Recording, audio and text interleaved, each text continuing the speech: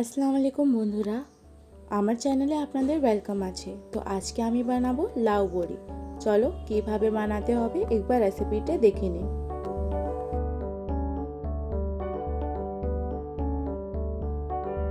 এখানে আমি নিয়েছি লাউ, বড়ি, শুকনো মরিচ, তেজপাতা, গোটা জিরে আর এখানে নুন হলুদ। আর এখানে নিয়েছি কাঁচা লঙ্কা আর আদা। এটার একটা ফাইন পেস্ট আমি তৈরি করে নেব। এবার আমি কড়াইতে তেল ঢেলে বড়িগুলো ভেজে নেব।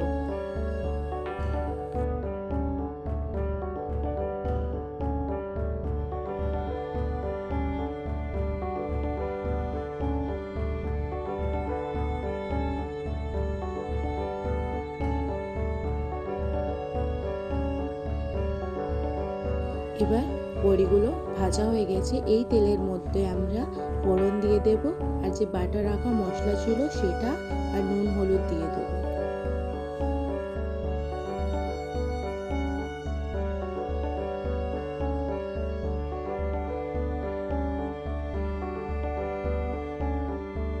মশলাটা একটু কষিয়ে এটার মধ্যে আমি লাউগুলো ঢেলে দেব, আর ভালো করে এটাকে মিক্স করে নেব। তারপর এটাকে 10 মিনিটের জন্য ঢেকে আমরা কুক করব।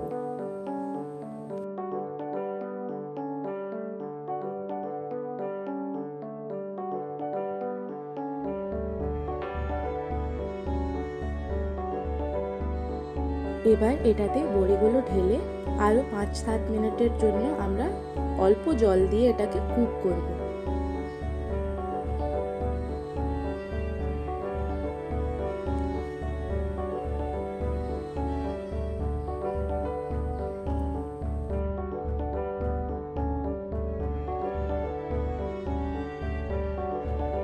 লাউ বড়িটা প্রায় কমপ্লিট হয়ে গেছে।